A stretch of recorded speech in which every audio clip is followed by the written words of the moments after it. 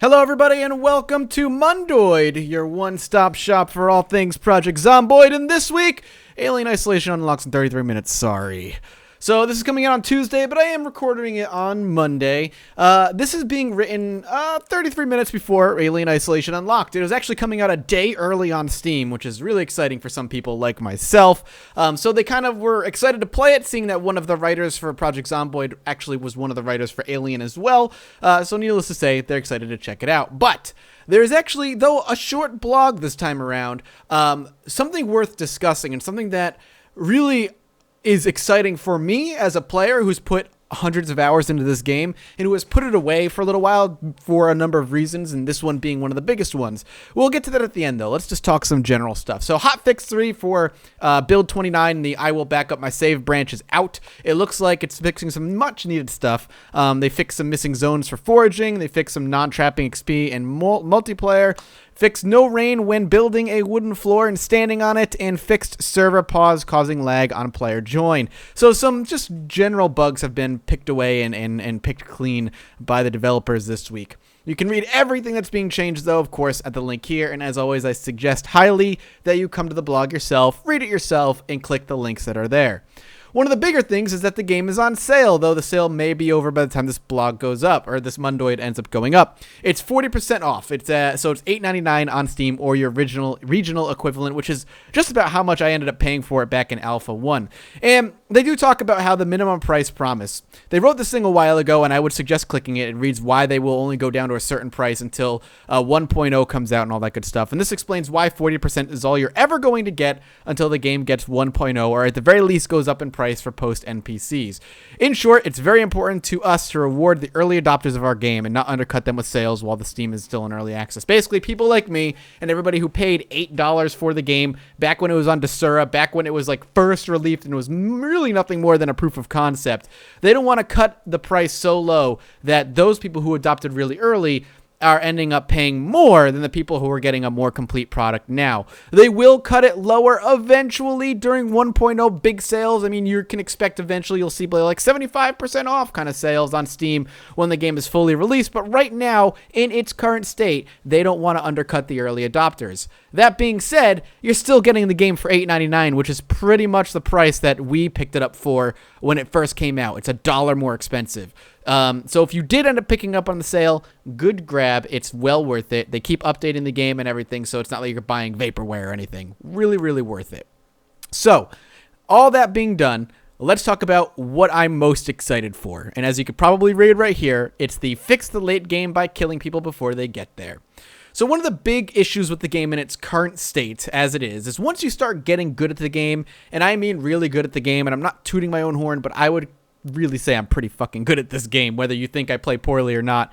The problem late in the late game is once you kind of have a safe house and you have your farm and you have like months and months of food stocked up, the danger kind of dissipates. It becomes very easy, and it becomes more of like a farming simulator more than anything else, because the zombies in the area are cleared out. You don't have to worry about it, and once you clear a wide area, you know that miles around you is safe to go. Maybe you'll have a straggler once in a while that you may have missed and you can clear them out.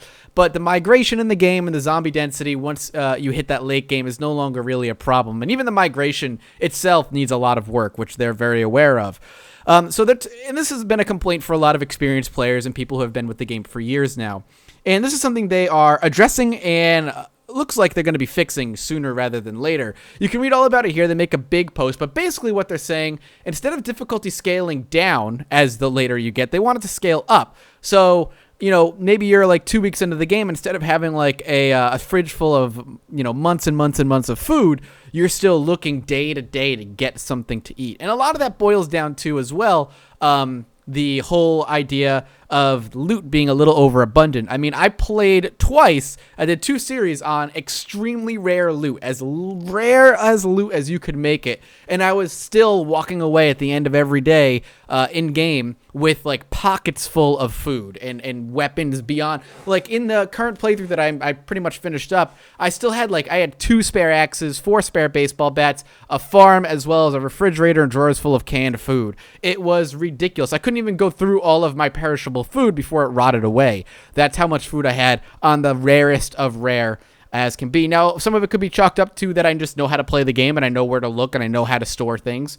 Sure. But, as you get better at the game, that's going to be what you come across. Once you learn how to look out for zombies, once you learn how to survive your day-to-day, you're looking at being able to just scavenge and live normally. And what they want, they said, is to, if you ever get to a month worth of survival, that should be something you could say you're proud of. That's something that rarely ever happens. As it stands now, it's something that happens pretty regularly with a lot of the players. So the fact that they're looking to tweak that, fix that, and make it more difficult is something I am excited for, particularly when they said every time you put your head down on a pillow and go to sleep alive, you should be counting your blessings and consider yourself incredibly lucky.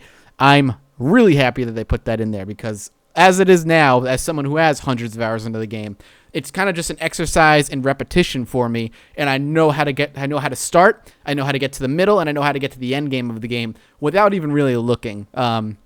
It's pretty simple, so I'm excited. I'm really excited that we got some long-term survival features in the works, and I'm looking forward to them being implemented in the game itself. And that's it. That's the blog. That last bit right there is really what I'm excited for. It really sparked an interest in the game again for me. Not that I'm bored with it. I just, you burn out. You play a game for 200 hours, 300 hours, you're going to burn out.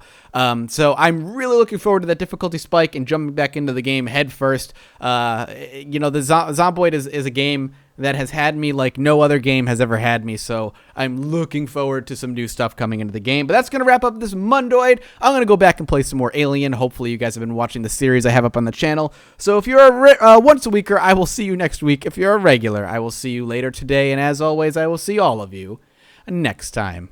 Bye-bye.